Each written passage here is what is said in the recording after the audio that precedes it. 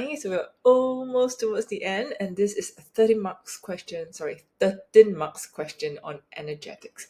And very interestingly, a balancing equation that deals with incomplete combustion. So let's dive into things. Okay, so with energetics, you usually see this kind of setup, but things to take note here is very interestingly, we're using aluminium can. The conventional one that you're very familiar with would be polystyrene cup, right? Polystyrene cup, and then they'll ask you why this material, and then usually there'll be a lead and followed by a thermometer. So this is thermometer, okay, and then this is a lead. Now, if they don't put a lead there, usually they'll ask you how you can minimize heat loss on using this Paratus setup, okay? Again, for polystyrene cup, why do we choose to put polystyrene cup? So it can be things like we want to calculate the heat of displacement, matter displacement. So we have magnesium powder here, and then we have a copper sulfate solution, something like that. And then we use polystyrene cup to minimize heat loss because this is a good insulator.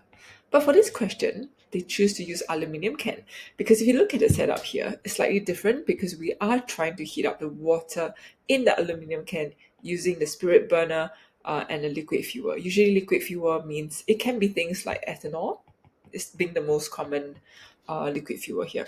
Okay, so they tell you everything you need to know over here. You would need to spend some time to read the context, okay, before you dive into things. But you can read at your own space and your own time. So I'm going to look into the first question. Give a reason why students use aluminium can rather than a glass beaker. So you are trying to compare. So you need to be clear that this is a comparison question. You need to compare and you need to use comparative words. Okay, so here this comparative word would be better. Aluminium is a better conductor of heat compared to glass. For students who simply just write aluminium is a good conductor of heat and there is no comparison here, you would not, no marks given. Okay, so you need to use comparative words.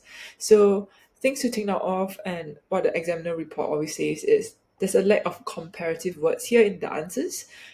Sometimes students think of aluminium as an insulator, mainly because some students were thinking of this kind of setup using the polystyrene setup. But in this case, again, this experiment is different because we are trying to heat up the water, and aluminium can or any metal here is a good choice, especially for copper because these metals here are good conductor of heat, and we need to compare it to glass, so it's a better conductor of heat compared to glass. Okay, so need to take note of when and how you are explaining your answers. If it's just focusing on one subject, then that's fine. You can just say aluminum is a good conductor of heat. But now they are asking you to compare, so take note of this. All right. For B, when the fuel burns, a black solid forms on the aluminum can. Now, where is this formed? And it's not mentioned. Is that there's this black soot that is forming at the base of the aluminium can, at the bottom of the aluminium can. And why is this soot being formed here? Take a look. Okay, this black substance here is carbon or soot because it is formed due to incomplete combustion. Okay, another way to put in to basically answer what's incomplete combustion is to use limited supply of air, but I personally like the word incomplete combustion. Okay, when it comes to wrong answer, some student thinks that this black solid is aluminium oxide, which is I know where that comes from. It comes from this particular reaction, copper carbonate, which is green, and if you put it under thermal decomposition, it becomes copper oxide, which becomes black, and carbon dioxide gas. Okay, so most students will remember this as a black substance, but in this case, it is not applicable, and therefore aluminium oxide would not be an answer. Some students think that the aluminium reacted with the oxygen in the air to form aluminium oxide, which is also wrong. So these are common wrong example that students have put, but you must always apply it to the context. Okay. Now with that, we're going to move down to the next question. Next question is a classic energetic question that requires students to calculate. Okay, so let's go up. All right, so we are looking at the energy needed to raise the temperature of 100 gram of water by 50 degrees Celsius. Now, this is an estimation. So usually with an estimation data given, students work towards it. So they were even if you do not know how to do this question, they are trying to hit 20,000, and that can be a way. If you do not know what to do with the question, don't leave blank, okay? But to make sure you really understand, we're going to break down every single term here. Delta Q is the energy required. M is mass of solution. I can't emphasize this enough. It is referring to the solution, not the mass of the solid. Okay. And how do we get 100? Let's go up. Okay.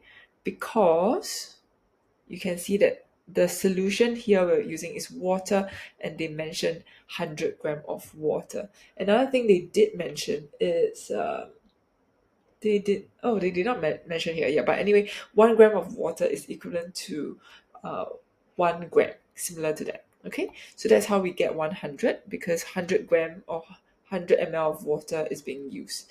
Next is the C value, which is enthalpy.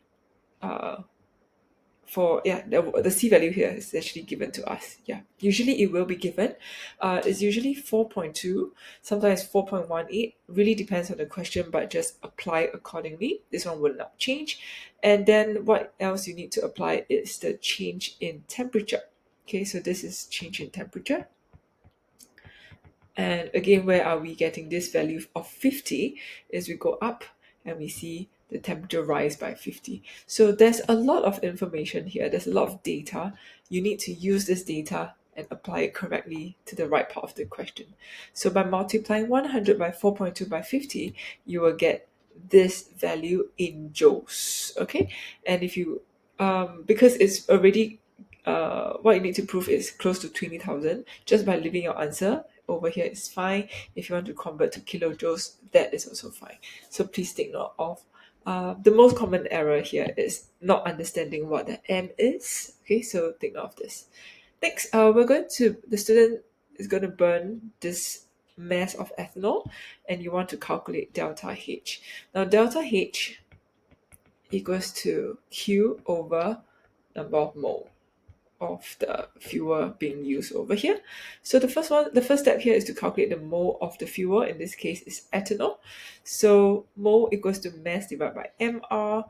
So the mass is 1.84 gram over the mr of ethanol. So in case you need a triangle, Mr. Mole, wear a mass hat. So we want to find mole, we use mass divided by mr. So that gives us 0.04 mole. Based on the previous question, this one, we get 21 kilojoules. Now take note, delta H is presented in kilojoules. Okay, so that's why I use 21 kilojoules and divide by the number of moles, and I'll get this value here. Take note, this is a 4-mark question. So by doing this is 1 mark. By doing a calculation, the working step here, and the final answer here, it's also another mark. So 3 marks now. This is the part that I want to draw your attention to. You need to include a sign. So when you are reading your question, highlight things like that so that you will not lose out your marks, careless marks. So this is the one that students tend to miss out. It's not like they do not know how to answer. It's just that they forgot to give the sign. Okay, the sign here is negative. Now, how do I know it's negative? Negative means if it's delta H equals to negative, it means it's exothermic. How do we know that it's an exothermic reaction? Okay, it is. Let's go. Okay. Because again, based on this, I'm going to use maybe purple. Okay, the temperature rises by 50 degrees Celsius. So temperature increase means heat is given out, is exothermic reaction. So write this down as you are reading your data. Write all of these things down so that when you are presenting your answers, it's very clear cut that, oh, I need to put a negative sign because this delta H is negative. So what if it's a temperature drop by 30 degrees? Then in this case, it's an endothermic reaction. And in this case, you need to put plus 525 kilojoules per mole.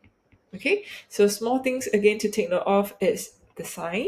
This is alone is usually 1 mark, and then delta H is always given in kilojoules per mole. So convert joules to kilojoules before you divide Q over moles. Okay, so that is our, yeah, this is basically, oh, this is not the end yet because we have part D.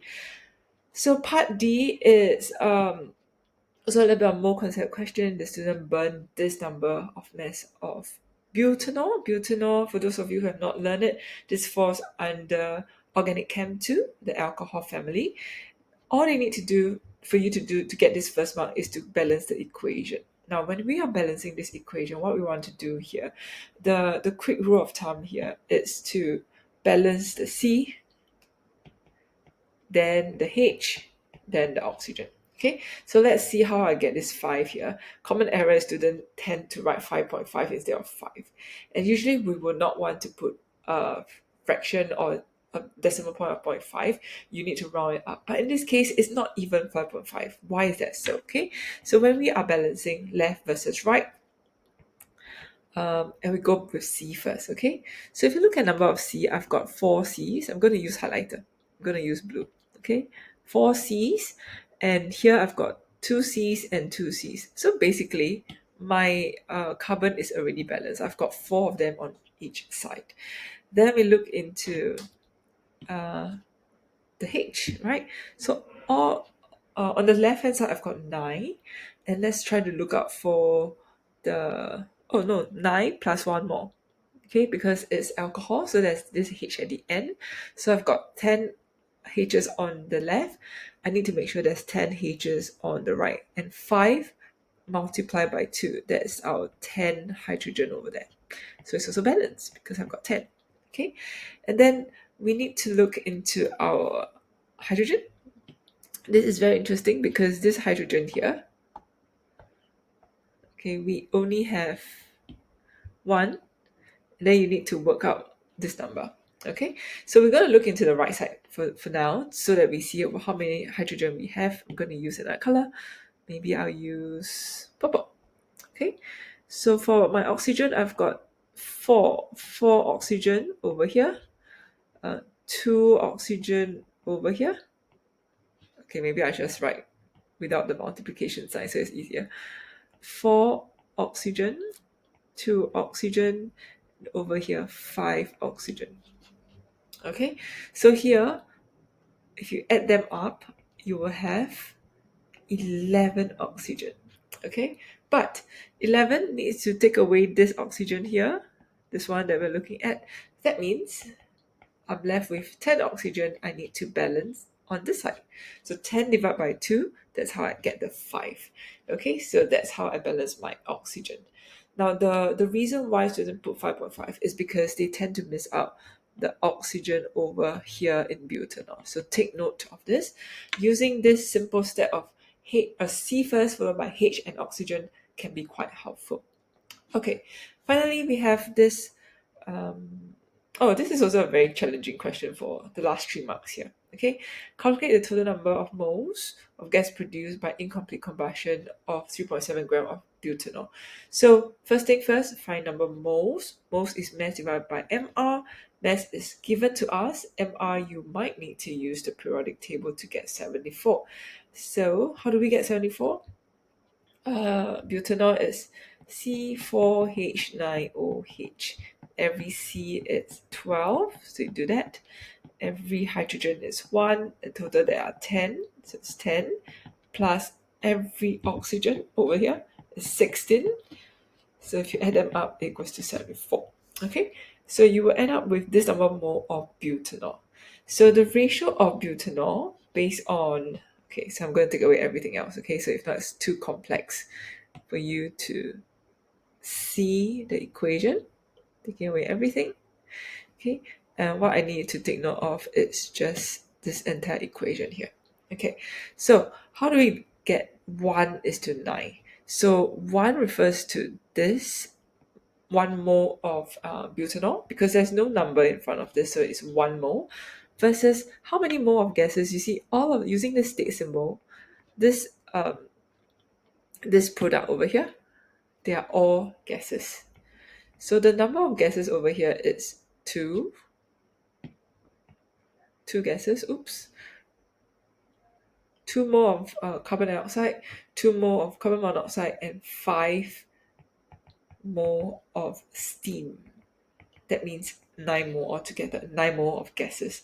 So if 1 is equals to 9, then based on your calculation, the one that you just count, if there is only 0.05 mole of butanol, then you will have 0.05 multiplied by 9. This would be the number of mole of gases produced in this incomplete combustion of butanol. Okay, so this is the most challenging part, that students are not able to identify what is the number of gases, number of mole of gases at the end of this reaction. So please take note of this. Okay, if you need to relook into the last part again, that 3 marks is a very unconventional question, so I'm going to encourage you to work on that. If I do again come across similar question, I'll be happy to include in this course. But if not, then I might want to look into creating questions like this so it challenge you a little bit of your comfort zone. Okay, see you on the other side.